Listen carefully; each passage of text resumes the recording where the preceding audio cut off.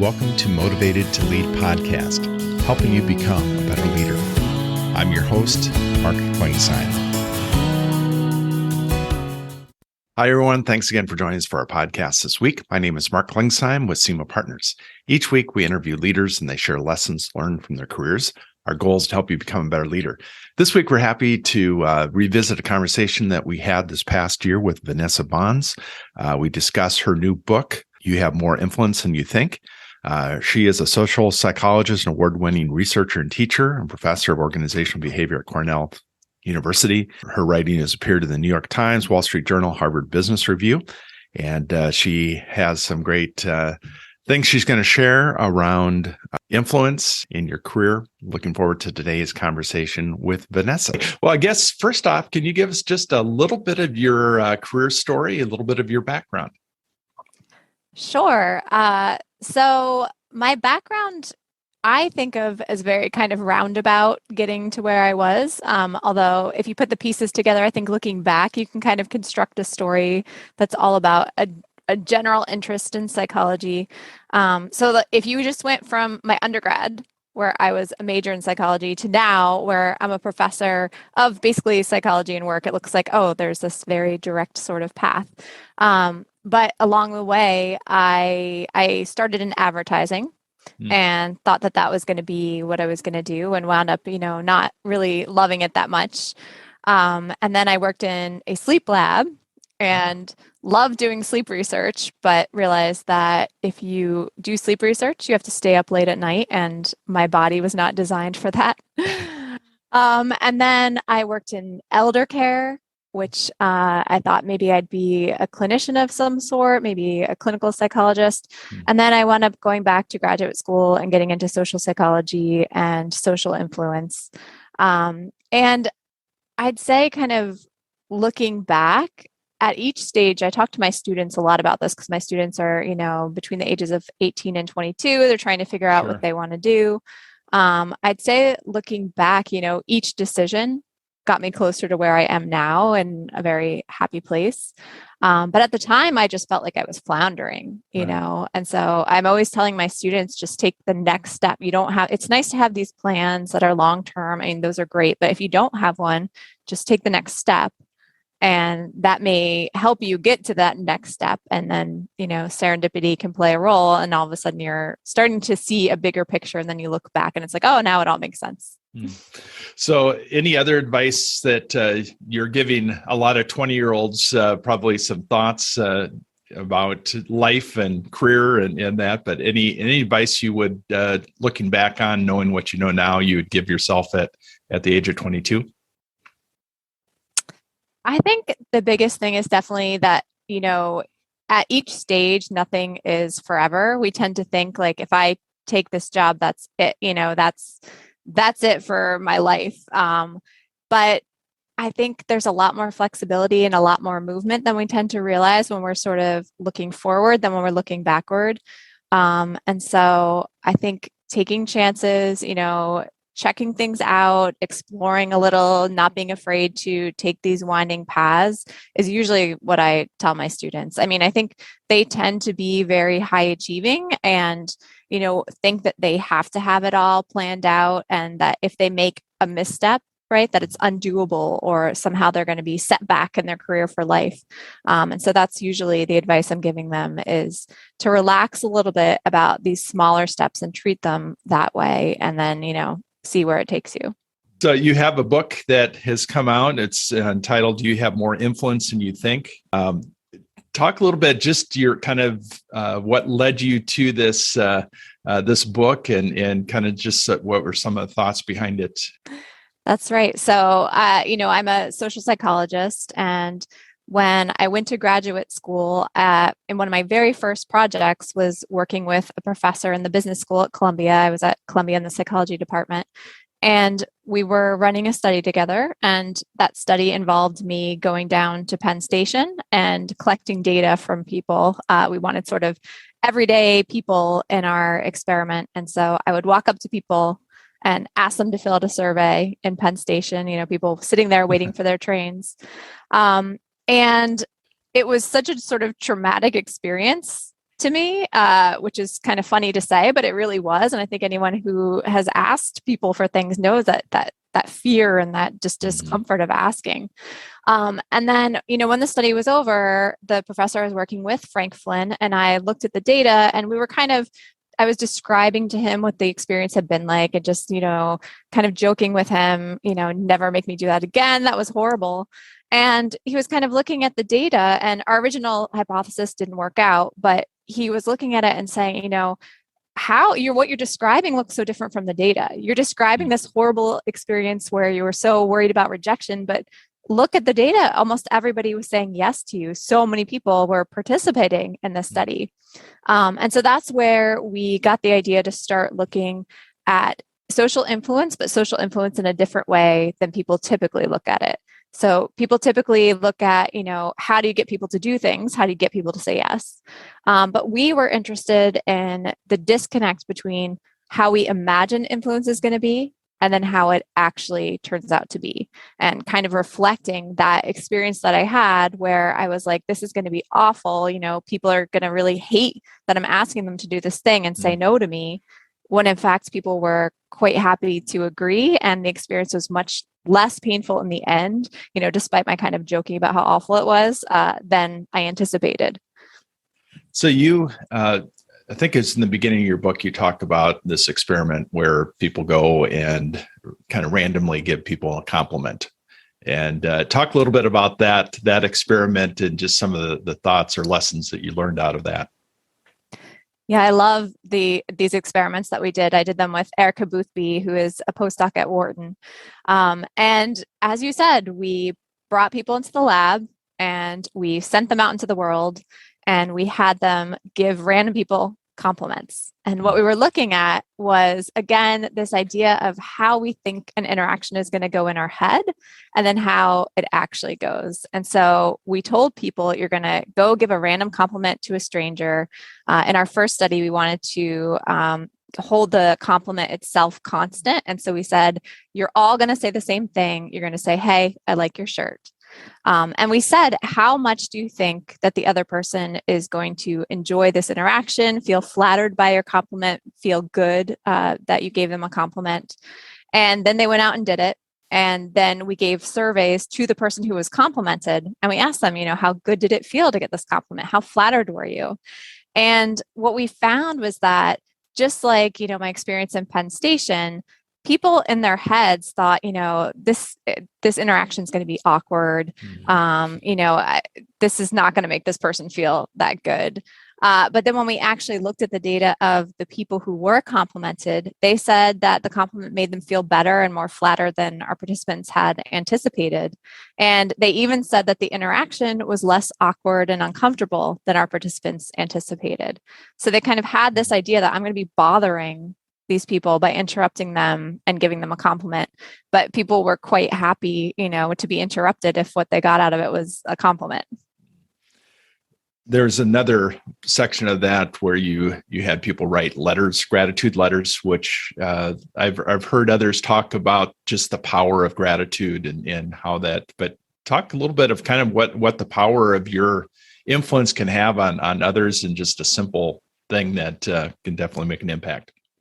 Yeah, and so this was research that was actually done by Amit Kumar and Nick Eppley, where they had people, as you said, write gratitude letters. So, our compliment study was just simple little compliments, and it's kind of amazing that just a simple word can make people feel that good and kind of have that impact on people. But their study was a little bit more serious. It was like the people who we really are thankful and grateful to in our lives, who we think about all the time. And I think many of us have this experience, right, where you just feel intense gratitude for things that people have done for you along the way, but you don't always express it to them. And so what they did is they had people actually write out letters to these people who they felt grateful for in their lives. And they did something similar to what we did. They asked people how they thought the other person would feel receiving these letters. And similarly, again, people thought that these letters would come across kind of awkward. They doubted their ability to clearly and kind of articulately express their gratitude for this other person. But then when they surveyed the other person who received this letter, they were just blown away. They just felt the warmth coming through the letter, and they didn't care if it was, not perfectly articulated. They're not thinking about those kinds of things. But they really appreciated getting these letters, and it impacted them more than the people thought it would.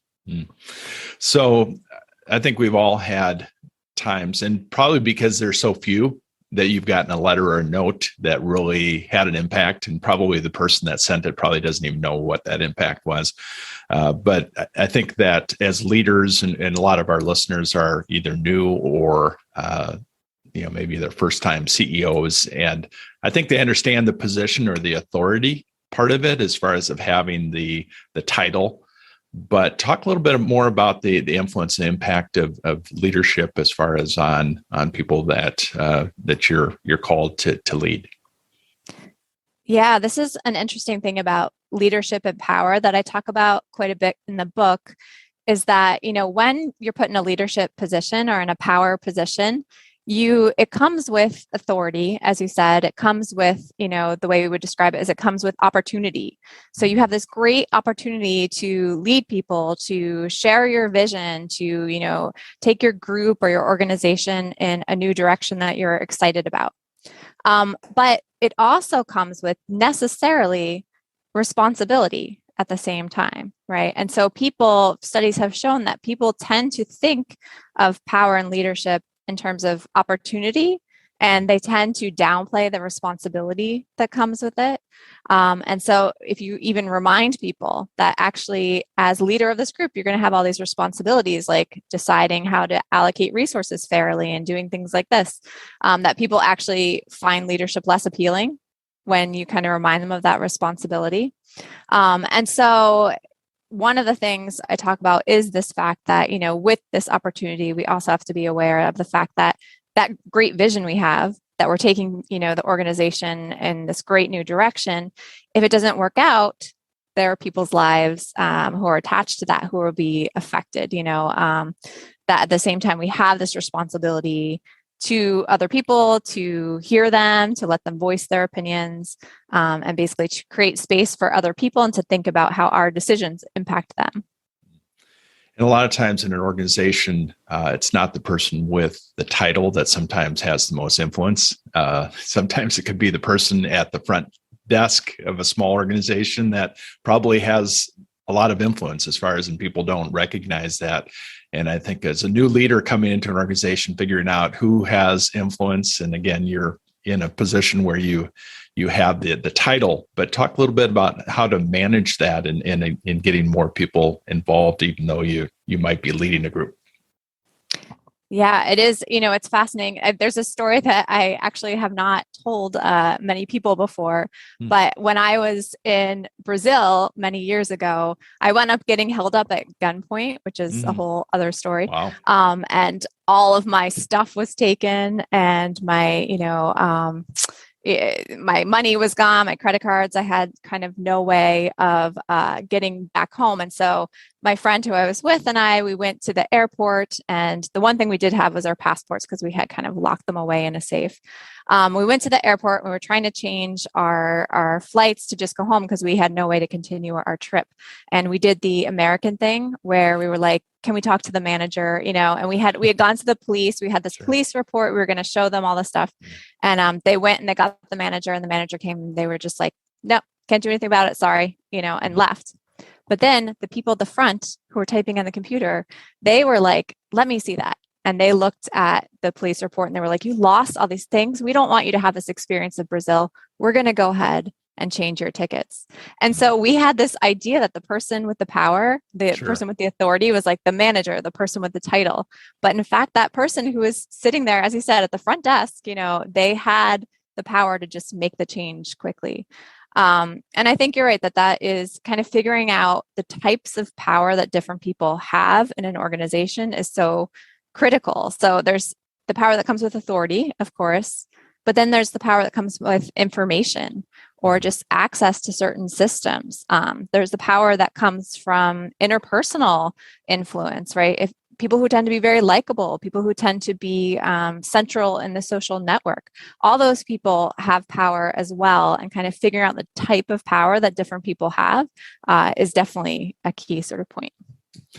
So as you're coming in as a new leader, and I think sometimes people have, and I've heard it described as the imposter syndrome. You feel like, everybody in the room is smarter than you. They know they've got a handle on everything.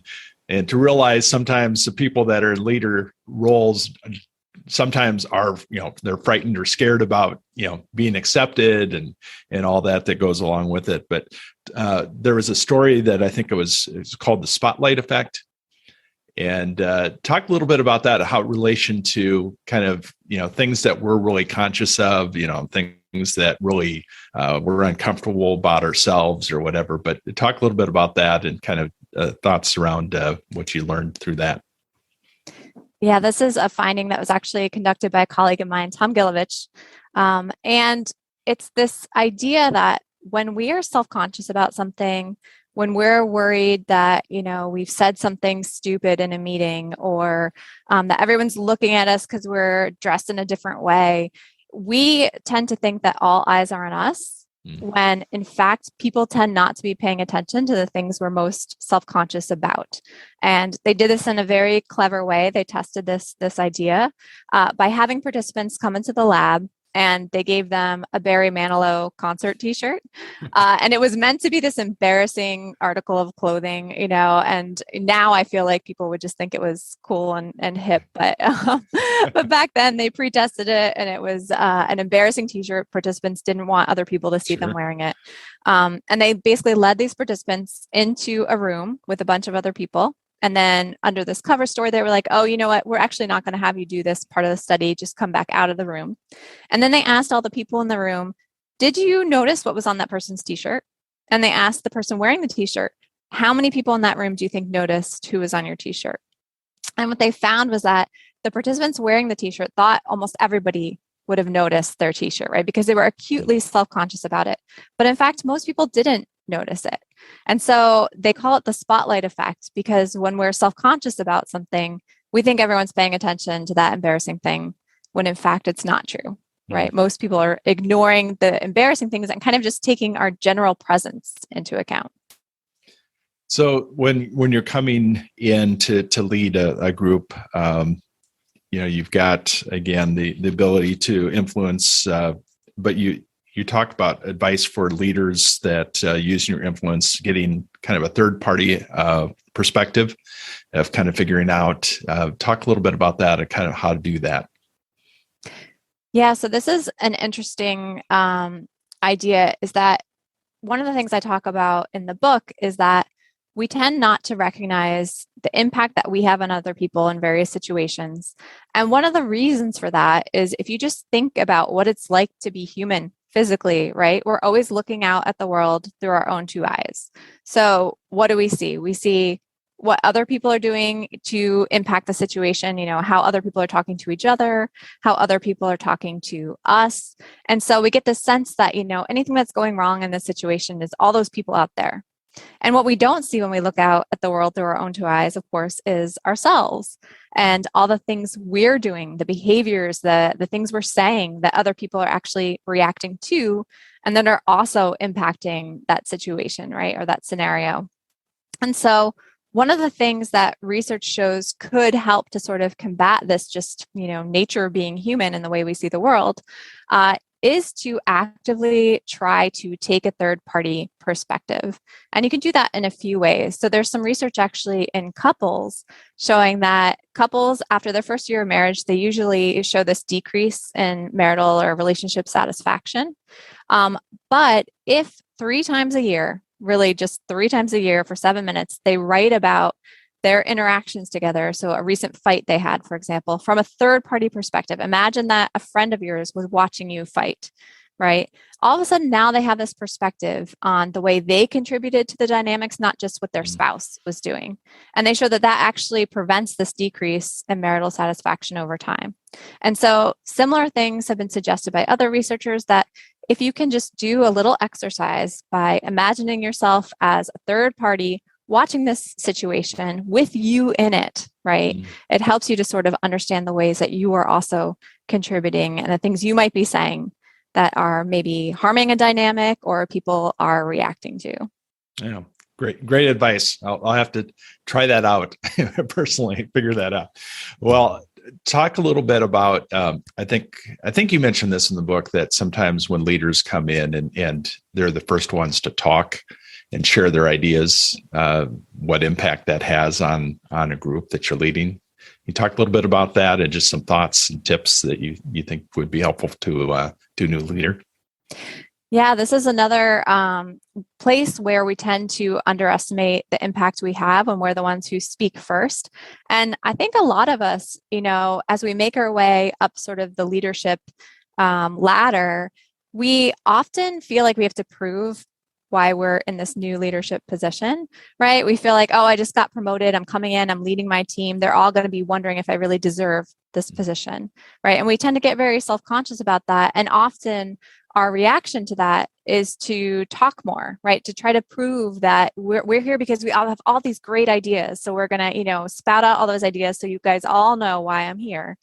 When in fact, that can prevent other people from talking. And we tend to forget that when we are in that leadership position, we come in with that authority, and by default, people are looking to us, right? We don't need to prove why we're there. We don't need to get them to look at us and talk a bunch so that they will listen to us.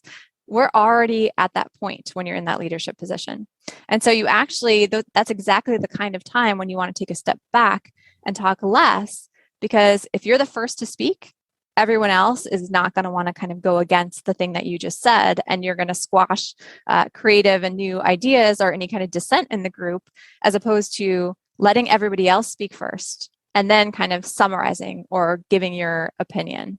And I think that's something that is definitely a kind of new leader mistake, but lots of people do that as well, where they think they need to kind of just be the person who talks first. So outside of work, what do you do to recharge? Let's see. We do. So I'm in Ithaca. So we have, Okay. Of course, we are gorges, as the Ithaca saying goes. So we do a lot of hiking around the gorges and the waterfalls. I'd say that's a major thing that we do. So any books that you would recommend to leaders that have been helpful to you and that you would put on somebody's list? Yeah, definitely. My graduate student buddy, Ethan Cross, wrote a book called Chatter. And it's a great book all about kind of dealing with the voice in our heads that can sometimes derail us from reaching our goals.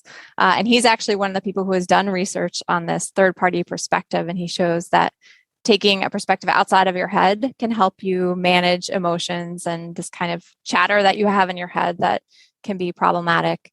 And then there's a new wonderful book by Zoe Chance called Influence is Your Superpower, which is definitely, it's already kind of a big hit, and I can definitely see why.